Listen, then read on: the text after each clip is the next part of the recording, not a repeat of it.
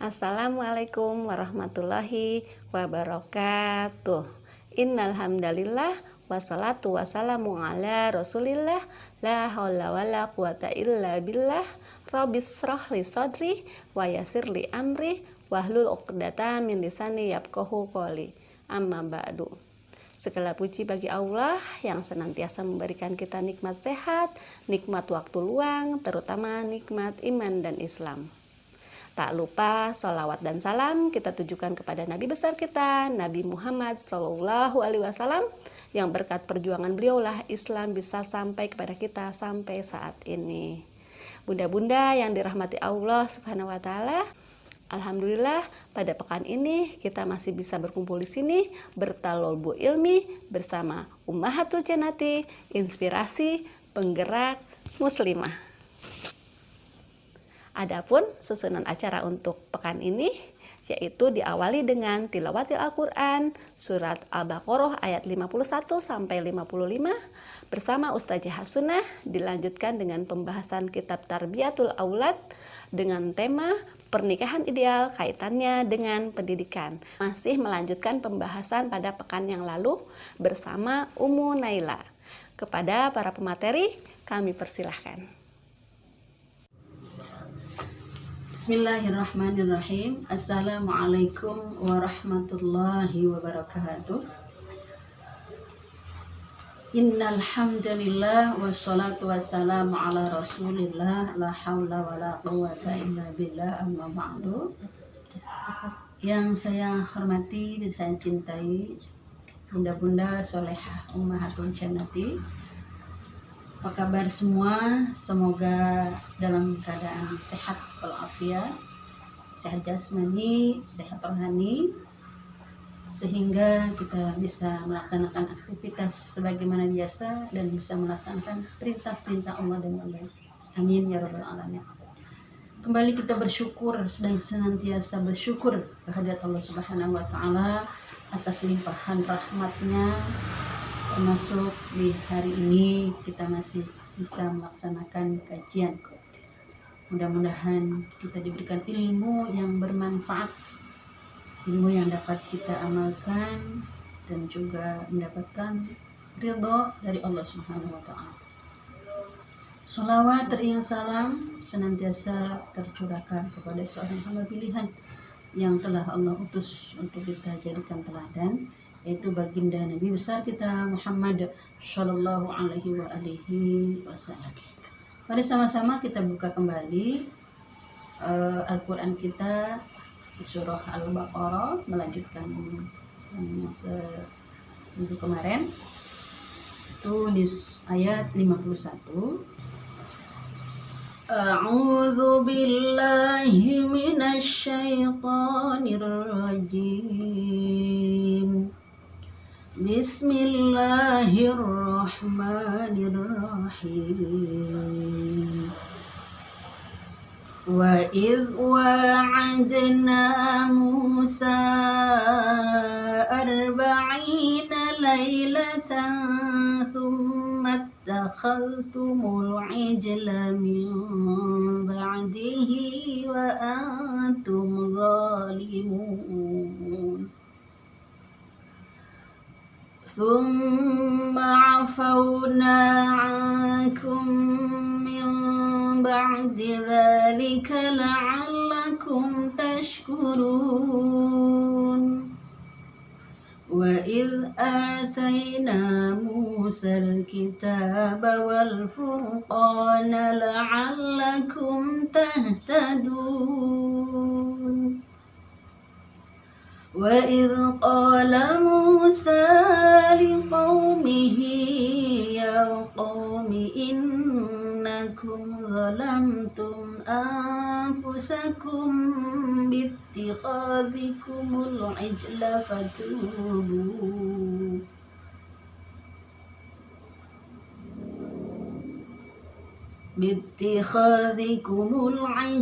فتوبوا إلى بارئكم فاقتلوا أنفسكم ذلكم خير لكم عند بعد بارئكم فتاب عليكم إنه هو التواب الرحيم وإذ قلتم يا موسى لن نؤمن لك حتى نرى الله جهرة فأخذتكم الصاعقة وأنتم تنظرون صدق الله العظيم. Aku berlindung kepada Allah dari godaan syaitan yang terkutuk dengan menyebut nama Allah, Maha Pemurah, Maha Penyayang. Dan ingatlah ketika kami berjanji kepada Musa memberikan Taurat sesudah 40 malam. Lalu kamu menjadikan anak lembu sembahanmu sepeninggalnya, dan kamu adalah orang-orang yang zalim. Kemudian sesudah itu kami maafkan kesalahanmu agar kamu bersyukur. Dan ingatlah ketika kami berikan kepada Musa Alkitab atau Taurat dan keterangan yang membedakan antara yang benar dan yang salah, agar kamu mendapat petunjuk. Dan ingatlah ketika Musa berkata kepada kaumnya, "Hai kaumku, sesungguhnya kamu telah menganiaya dirimu sendiri karena kamu telah menjadikan anak lembu sembahanmu. Maka bertobatlah kepada Tuhan yang menjadikan kamu dan bunuhlah dirimu. Hal itu adalah lebih baik bagimu pada sisi Tuhan yang menjadikan kamu. Maka Allah akan menerima tobatmu. Sesungguhnya Dialah yang Maha Penerima Taubat, lagi Maha Penyayang." Dan ingatlah ketika kamu berkata, "Hai Musa, kami tidak akan beriman kepadamu sebelum kami melihat Allah dengan terang." Karena itu kamu disambar halilintar sedang kamu menyaksikannya. Maha benar Allah dengan segala firman-Nya. Kita baca hukum selanjutnya di satu ayat terakhir. Wa idh qultum ya Musa, ini sukun ketemu ya izhar syafawi, ya Musa, ya matobi harfi, mumatobi isa, mumatobi harfi, lan nu'mina, sukun ketemu nun, idgham bigunna, laka hatta matobi harfi, narallaha, lafaz Allah, lafaz jalalah, tafkhim, jahratan, tanwin ketemu fa, ifa, fa'akhadhatkumus sa'iqatu, alif lam samsia di aso, soalnya mantap berarti wa antum, nun sukun ketemu ta, ifa, wa antum tanzurun, mim sukun ketemu ta, izhar syafawi, tanzurun, nun sukun ketemu za, irfa, tanzurun, man adid lis-sukun. Allahumma arhamna bil Qur'an wa a'lam bis-shawab. Wassalamualaikum warahmatullahi wabarakatuh. Bismillahirrahmanirrahim. Assalamualaikum warahmatullahi wabarakatuh. Alhamdulillah. Innal hamdalillah nahmaduhu wa nasta'inuhu wa nastaghfiruhu wa na'udzu billahi min syururi anfusina wa min sayyiati a'malina, may yahdihillahu fala mudhillalah wa may yudhlilhu fala hadiyalah. Asyhadu an la ilaha illallah wa asyhadu anna Muhammadan abduhu wa rasuluh la nabiyya ba'da. Rabbi surah li sadri wa yassir li amri wahlul 'uqdatam min lisani yafqahu qawli. Shadaqallahul adzim. Alhamdulillah, puji syukur marilah kita panjatkan kehadirat Allah Subhanahu wa taala dengan limpahan curahan rahmatnya kepada kita semua, kita masih bisa melakukan thalabul ilmi di tengah-tengah kondisi yang terpuruk pada saat ini, di mana kita semua merasakan tidak bisa berthalabul ilmi, berangkat berjalan untuk pergi ke taman-taman surga, yaitu berthalabul ilmi secara bersama-sama merapat di majelis taklim. Tetapi tentunya rahmat yang Allah berikan pada saat ini juga tidak menyulitkan kita untuk bisa mengkaji ilmunya Allah dengan cara online atau tidak bertatap muka, tetapi insya Allah ilmu tetap bisa tersebar. Amin ya rabbal alamin. Salawat serta salam tak lupa juga kita panjatkan kepada baginda Nabi besar kita Muhammad sallallahu alaihi wasallam. Allahumma sholli wa sallim wa barik alaihi, atas segala suri tauladan yang beliau berikan kepada kita. Alhamdulillah, Islam bisa kita cerna, Islam bisa kita resapi, dan tentunya Islam bisa kita pahami dan kita amalkan di dalam kehidupan kita sehari-hari. Sebelumnya, saya ingin menyapa bunda-bunda Ummahatul Jannati yang dirahmati oleh Allah. Apa kabar bunda-bunda hari ini? Insya Allah, alhamdulillah, luar biasa, Allahu Akbar. Mudah-mudahan bunda-bunda semuanya dilindungi oleh Allah Subhanahu wa taala. Alhamdulillah, pada kesempatan siang kali ini kita masih diberikan beribu-ribu nikmat oleh Allah, di antaranya adalah nikmat Islam, iman, dan tentunya ihsan di dalam melakukan segala aktivitas kita. Bunda-bunda rahimakumullah, seperti biasa, insya Allah kita akan terus mengkaji terkait dengan pembahasan kitab Tarbiyatul Aulad atau kitab tentang pendidikan anak dalam Islam. Yang sebelumnya kita telah membahas terkait dengan hikmah pernikahan sebagai kemaslahatan sosial. Kita akan membahas hikmah sosialnya pada yang kedua. Mari sama-sama bunda kita simak pembacaan kitabnya terlebih dahulu. A'udzu billahi minasyaitonir rajim. Bismillahirrahmanirrahim. Al-muhafazatu 'alal ansab. Menjaga nasab.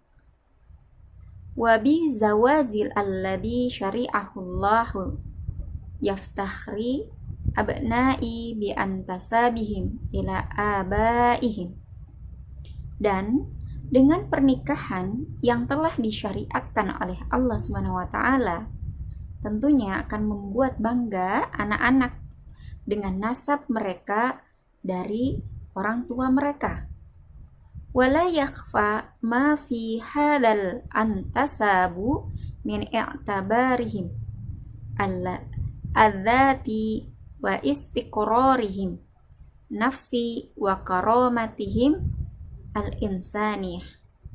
Dan tidak diragukan apa-apa yang ada di dalam nasab-nasab ini dari anggapannya, ya, anggapan mereka terhadap zati, diri mereka, penghargaan terhadap diri, wa istiqrarihim, dan juga kestabilan mereka di dalam menjaga jiwa mereka, wa karamatihim, dan juga kehormatan mereka sebagai manusia.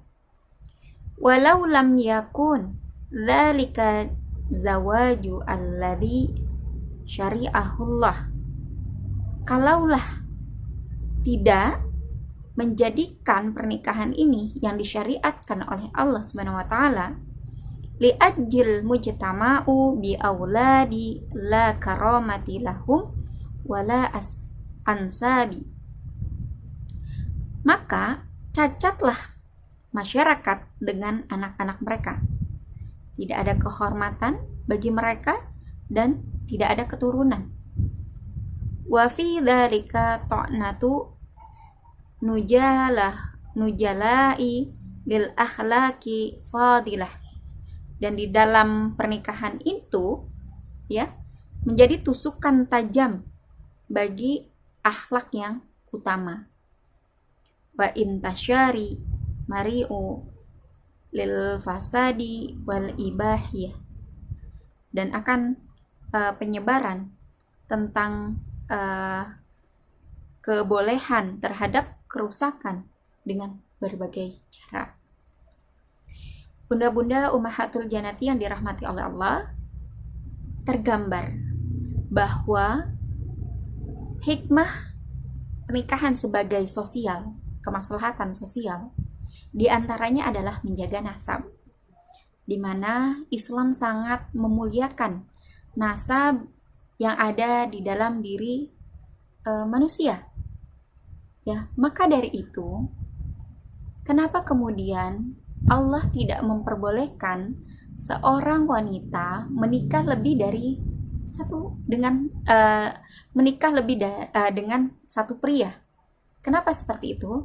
Karena secara hikmah lahiriah, wanita Allah ciptakan untuk mengandung dan melahirkan, di mana di dalam rahim seorang perempuan terdapat nasab yang jelas. Makanya ketika perempuan itu mengandung, dia tidak boleh digauli dengan beberapa laki-laki. Maka dari itu, hikmah lahiriah yang akan didapatkan adalah kepastian sebuah nasab. Ya, dan nasab itu jatuh pada laki-laki. Sehingga anak-anak yang terlahirkan adalah anak-anak yang memiliki nasab dari keturunan bapaknya. Sebagaimana dalam sebuah hadis muttafaq alaih yang langsung berjalur dari Ibunda Aisyah radhiyallahu anha, dikatakan bahwa Rasulullah SAW bersabda, al-waladu bil farashi, anak-anak itu adalah milik dari yang punya tempat tidur, yaitu suami dan istri. Jelas bahwa Islam sangat menghargai keberadaan setiap anak yang dilahirkan dari kepastian nasab. Maka dari itu, kenapa kemudian Islam sangat menjaga nasab? Ya, itu adalah hikmah yang kedua dari pernikahan sebagai kemaslahatan sosial. Kita akan lanjut. Selanjutnya, hikmah yang ketiga. Salamatul mujtama'u minal anhalalil khalaqi. Keselamatan, menyelamatkan masyarakat dari kerusakan moral.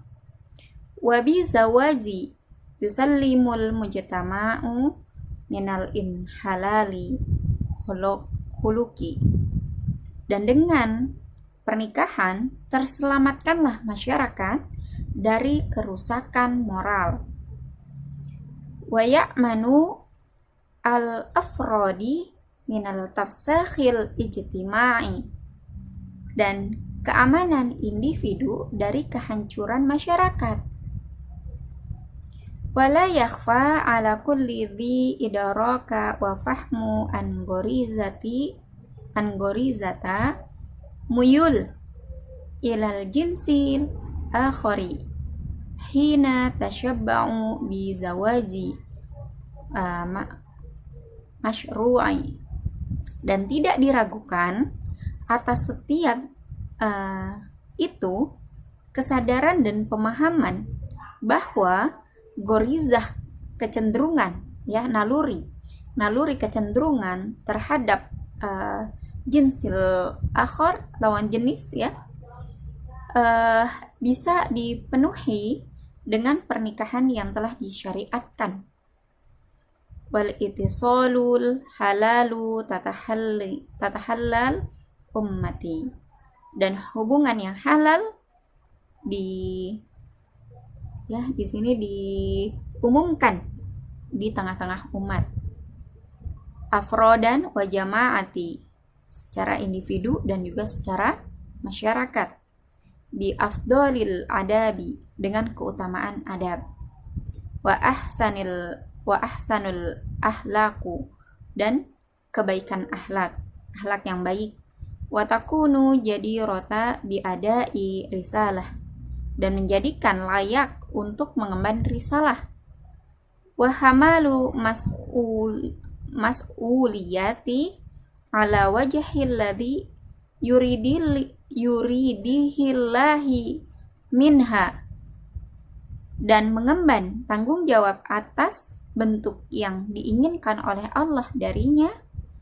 Wa ma asdaku ma qalahu alaihi salatu wassalamu fi izhari hikmat zawaji khuluqiyah, dan alangkah benarnya apa-apa yang telah disabdakan oleh Rasulullah Sallallahu Alaihi Wasallam tentang tampaknya hikmah di dalam pernikahan, yakni khuluqiyah atau akhlak. Faidatihil ijtima'iyati hina kana yahidu fa'ati min syababi ala jawazi, dan faidah-faidah atau manfaat-manfaat sosial ketika menganjurkan sekelompok dari para pemuda untuk menikah. Ya ma'syarus syabab, wahai sekalian pemuda, man istata'a minkum ba'ah, barang siapa di antara kalian yang telah mampu, falyatajawwaj, maka menikahlah, fa innahu aghadha libasari, maka sesungguhnya pernikahan itu menjaga dari penglihatan, wa ahsanu lil farji, dan melindungi dari kemaluan.